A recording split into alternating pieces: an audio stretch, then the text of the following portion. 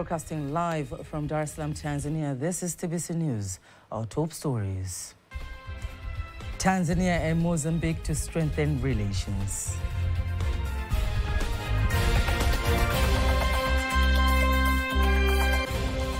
Robert Prevost named as new Pope to be known as Pope Leo.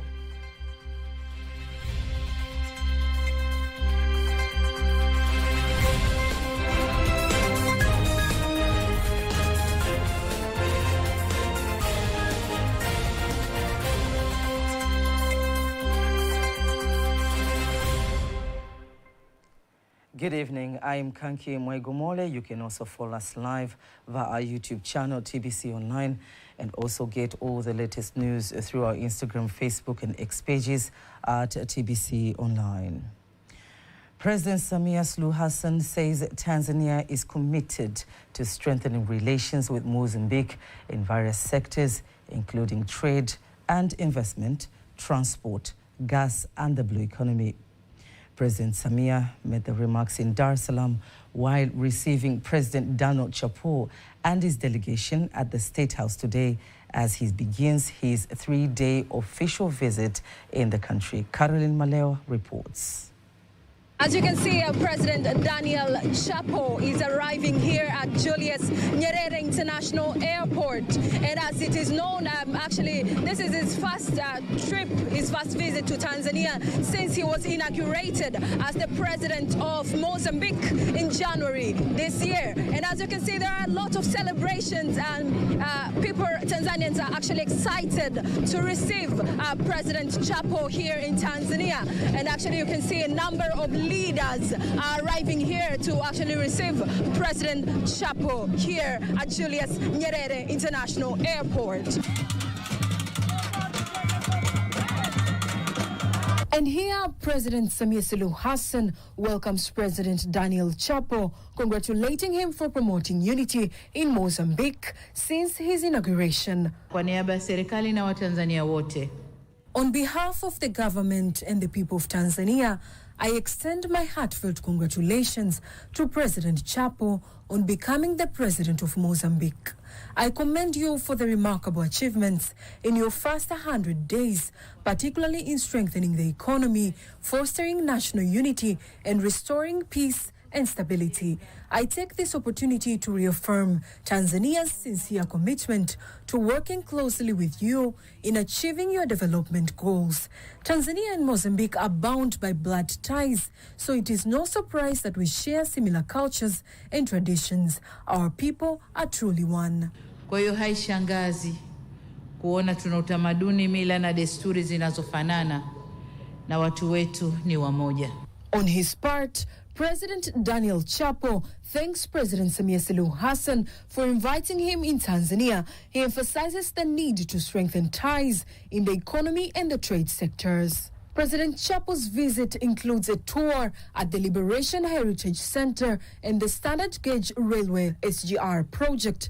And tomorrow he will visit Zanzibar to gain more experience in tourism and the blue economy. During the visit, 2 memoranda of understanding and 4 agreements were signed to strengthen cooperation between the two countries. These include an agreement to establish a joint customs center, an agreement on prisoners exchange, a student exchange agreement, a cultural cooperation agreement, and a media partnership between TBC and Mozambique Radio. Caroline Maleo, TBC News. In another development, the Director General of TBC, Dr. Ayubu Rioba, says the Memorandum of Understanding signed between TBC and Mozambique Radio will benefit both media houses through exchange visits and the sharing of expertise. He made the remarks while speaking to TBC shortly after signing the agreement between TBC and Mozambique Radio at the State House in Dar es Salaam. The Memorandum of Understanding has been long overdue. We were supposed to have signed it, I think, a few years ago.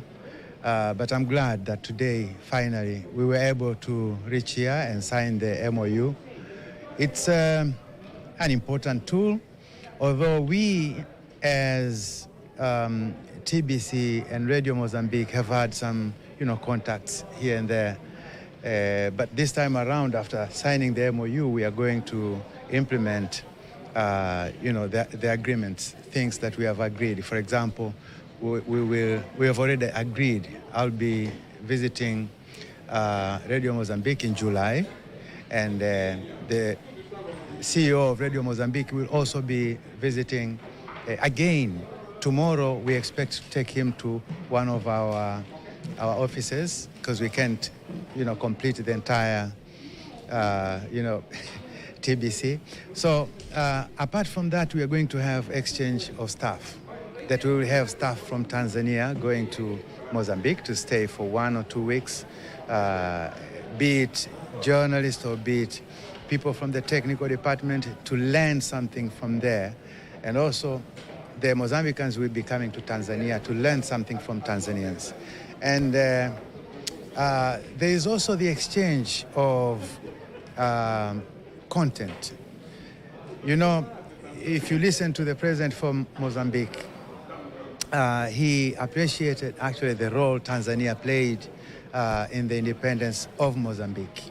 The Frelimo, the ruling party today, was actually born here in 1962. So there is a lot of history here. In our archives, for example, we have speeches by the former presidents of Mozambique, including the first President Moses Machel. The Minister of Culture, Arts and Sports, Professor Palamagamba Kabudi, says Tanzania and Mozambique enjoy strong brotherly and neighborly ties rooted by the late founding fathers of the two nations, Mwalimu Julius Nyerere of Tanzania and Samora Machel of Mozambique. He made the remarks during the state visit of Mozambican President Daniel Chapo at the Liberation Heritage Center in Dar es Salaam, where he says the visit follows the Memorandum of Understanding signed to strengthen collaboration in the art sector between the two countries. One signifies the role that was played by Tanzania being appreciated by Mozambique, but more to it, this center was established by the resolution of the African Union in 2011, that we should now be a repository of all information, all photographs and all audios of the entire period of 1963 to 1994 dealing with the liberation of Southern Africa. So he was very much interested to come and see where his former leaders used to meet, and that is the first president of Mozambique, Samora Machel, but also the second president of Mozambique, Chisano, but also the third president of Mozambique, Guebuza. All of them were familiar faces here because that is where they came and met and planned how to liberate Mozambique. But for Tanzania, this was significant because, as you know, Tanzania and Mozambique, we are not only neighbors, but actually we are close relatives. We are kith and kin in struggle, but also if you take into account that actually we are not, some of the ethnicities in northern Mozambique and southern Tanzania are the same. But what binds us together is the quest for the liberation of Africa, which was political liberation, and now we are working on the economic liberation of Africa. We have signed an MOU between the United Republic of Tanzania and the Republic of Mozambique in cooperation of cultural matters. So under the MOU, we are going to have a cooperation on different areas, actually which includes archives, documentation, part of which is what we've seen today at the center. History is a bank of information. It's a system which harbors a lot of significant contributions of human beings on earth. So anything that adds on to it is an added value. This is why it's very historic. So when these people come and visit, and especially in Tanzania, in a place like this particular one, where the liberation movement was actually based, it gives all of us it's the intriguing significance of knowing the origins of things. So we have something to hand over to our children. We have something to remember. We have something to unite us. So this building, this place, is an honorable place where people can meet. In other news, the Deputy Prime Minister of Tanzania, Dr. Doto Biteko, emphasizes the need to invest in young children and equip educational centers with digital tools to enable Tanzania and Africa at large to thrive in the digital transformation. Dr. Biteko made the remarks while officiating the 18th E-Learning Africa International Conference and Exhibition in Dar es Salaam. Robert Stephen has more details.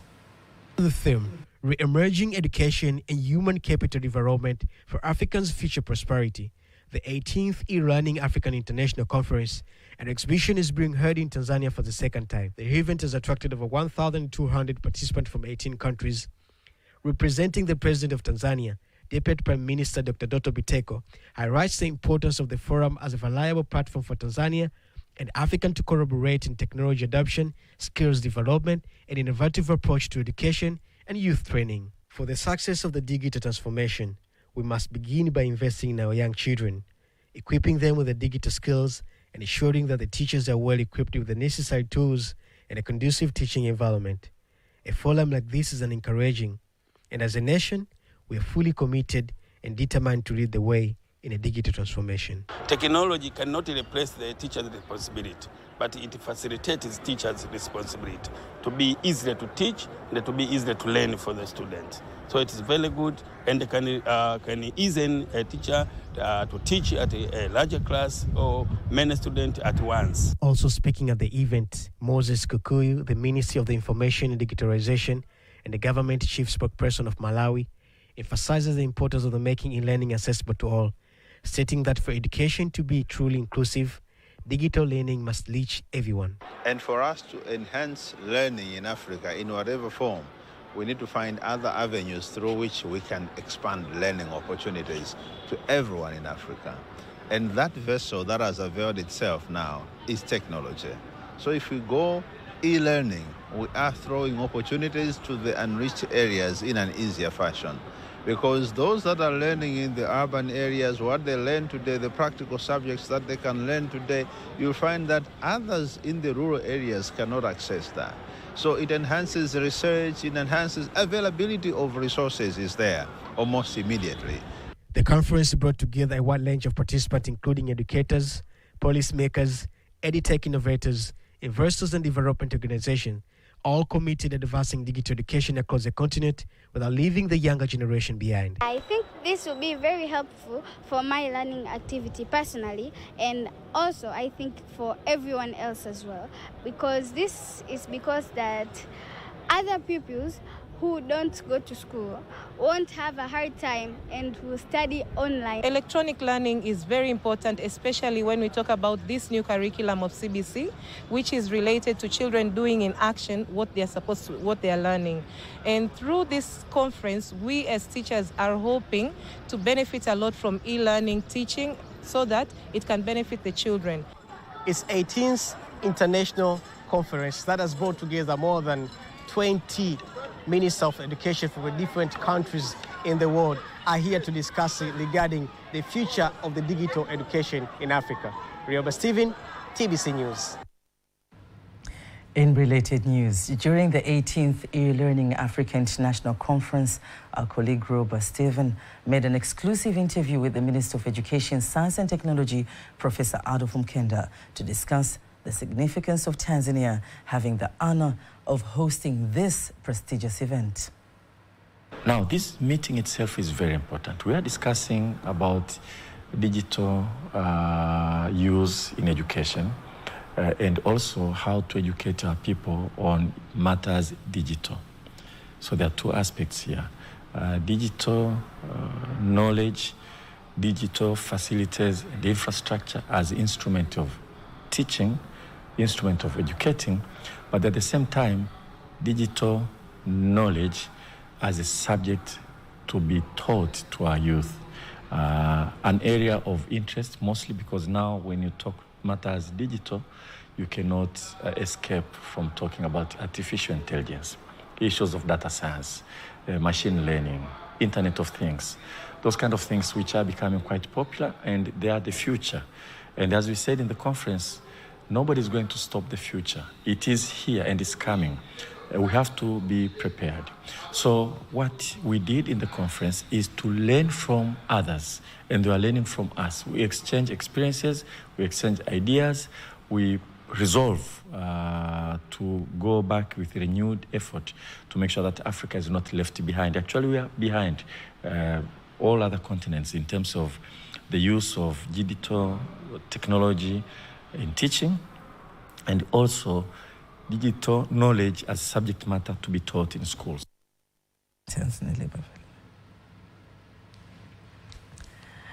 Electronic waste management is the process of collecting, recycling, and safely disposing of discarded electronic devices such as computers, smartphones, televisions, and batteries. With the rapid growth of technology and consumer demand, e-waste has become one of the fastest growing waste streams globally. Efficient electronic waste management not only protects the ecosystems and public health, but also supports a circular economy and promotes sustainable development. To discuss more about electronic waste management, we are joined by Dr. Samuel Moses, a senior researcher associated at the Chair for Social and Cultural Anthropology at the University of Bayreuth, and he's also an author of the book Gathering Electronic Waste in Tanzania: Labor, Value, and Toxicity. Welcome to our studio. Thank you very much. What's the story behind this book? Yeah, so the book is a product of 6 years of research that I've conducted here in Dar es Salaam within different periods from 2018 to 2003. The research project was part of my PhD. So after finishing the PhD, I decided to incorporate all the data that I have to write this book. Any key findings? Yeah, so because electronic waste is not only emerging problem globally, but it's the fast growing all over the planet. And so, for example, in 2019, globally we produced 53 million metric tons of electronic waste. But last year, we have produced 83 million metric tons of electronic waste.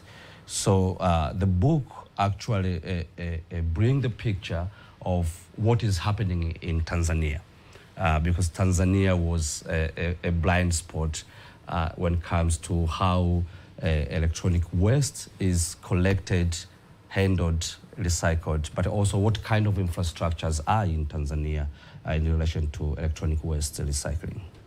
Dr. Samuel, how can you categorize electronic waste and dispose them according to their category?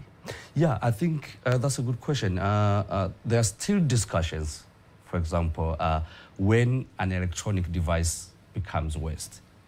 The Basel Convention that electronic waste is under categorize a device as waste as soon as the owner disposes it, regardless if it's working or not. So if we look on types of electronic waste, there are several, from industrial electronics, medical electronics, as well as consumer electronics. And where does most of this electronic waste come from? So electronic waste is produced by users, and that's where the discussion comes in. When is it waste? So for the Basel Convention, they will say all second-hand electronics that are, for example, imported to Tanzania are already kind of categorized as waste.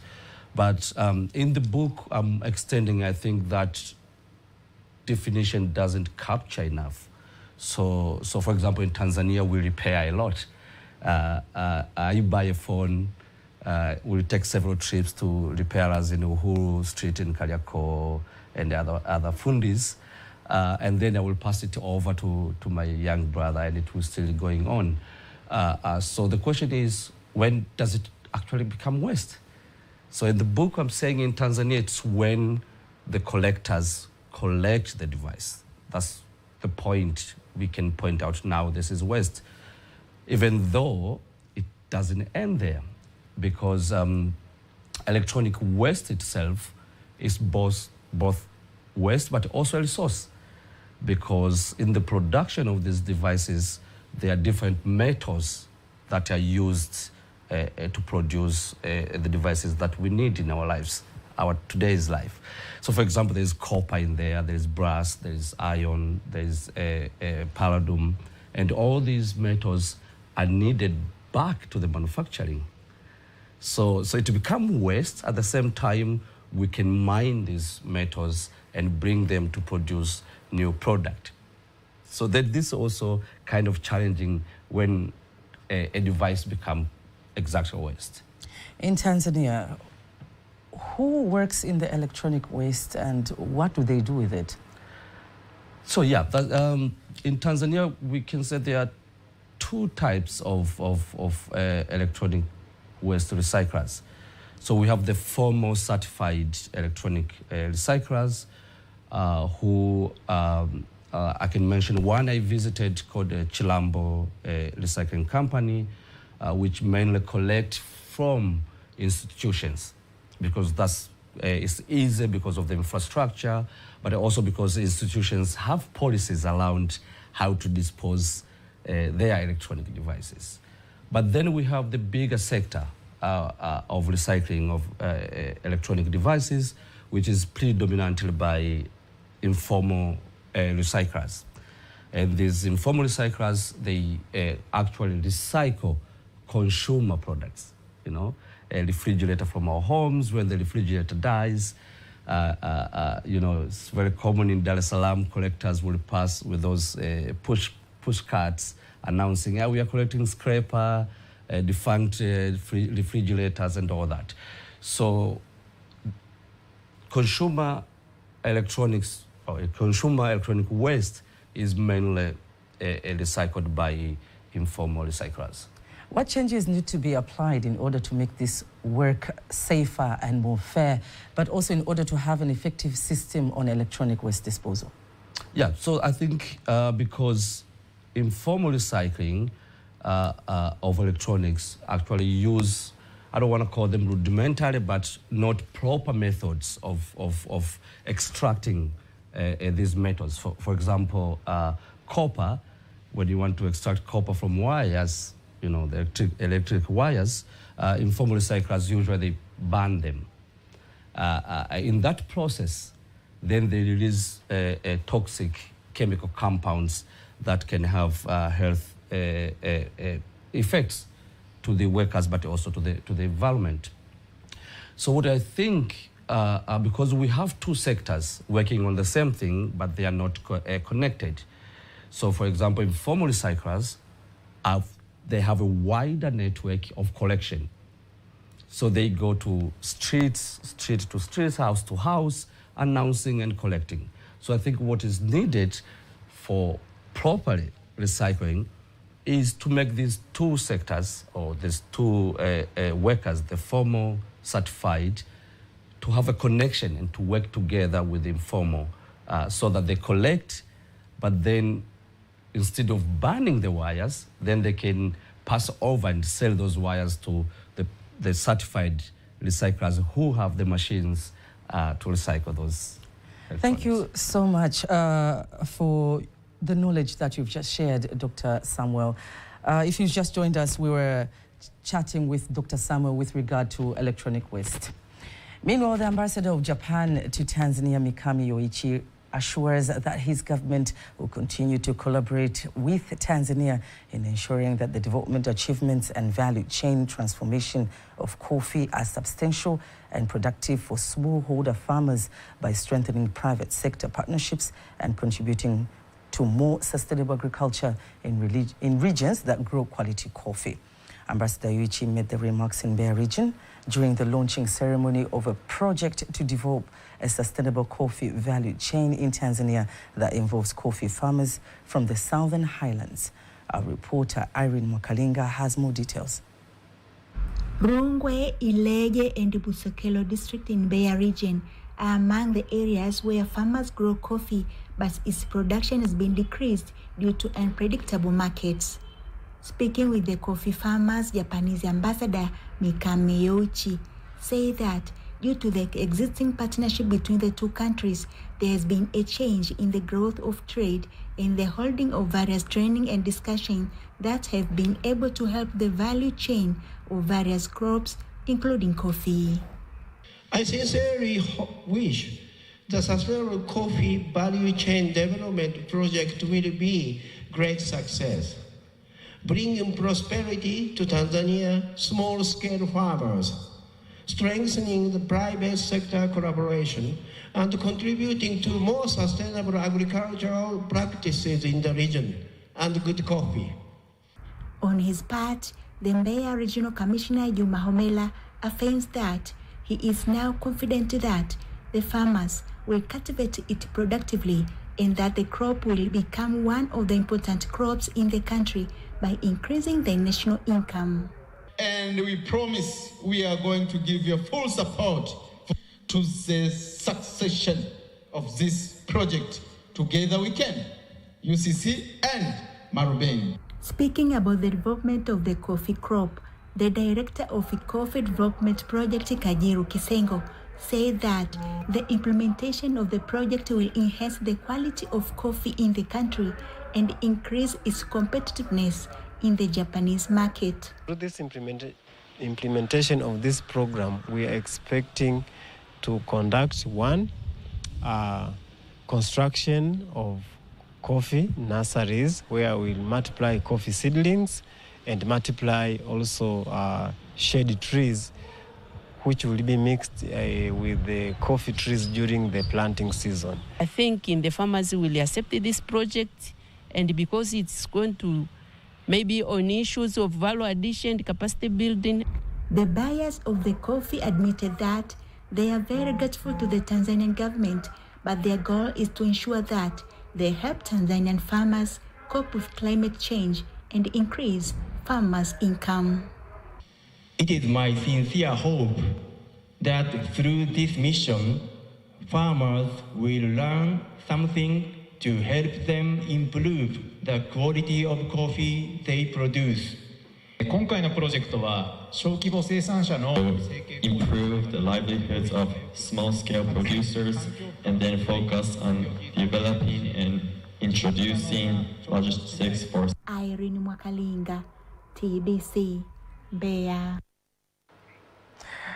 Prime Minister Kasim Majala has offered his condolences to the family of the late Cleopa Msuya, one of the most respected statesmen, a former Prime Minister and a long-time public servant whose legacy spans decades of national development.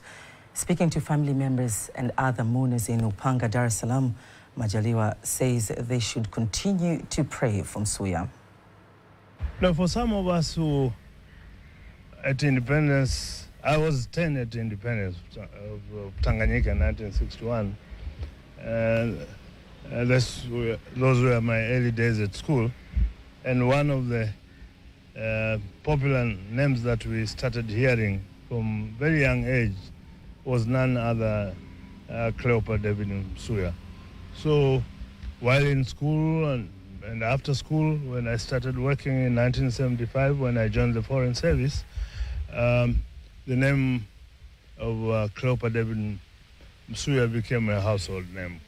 And I came to know him as a government leader, initially as a civil servant, but later on he assumed political responsibilities as a minister, and then went all the way up and ultimately became the Prime Minister of the United Republic of Tanzania.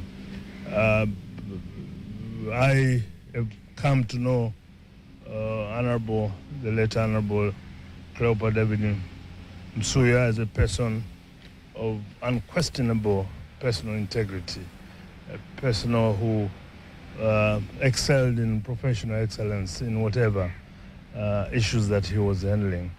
Is a person of high intellect, very clever, very intelligent, and you could see that in the way he was handling various issues, especially some complex decisions that he had to make. So he was a well-rounded leader, and he perfected that with a profound commitment to his nation. That was Ambassador Ami Mpungwe, the former High Commissioner to South Africa. The international news is up next.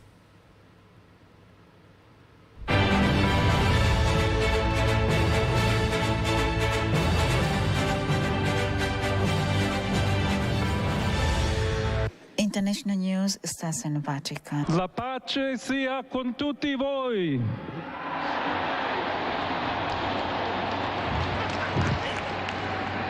Robert Provost, Essex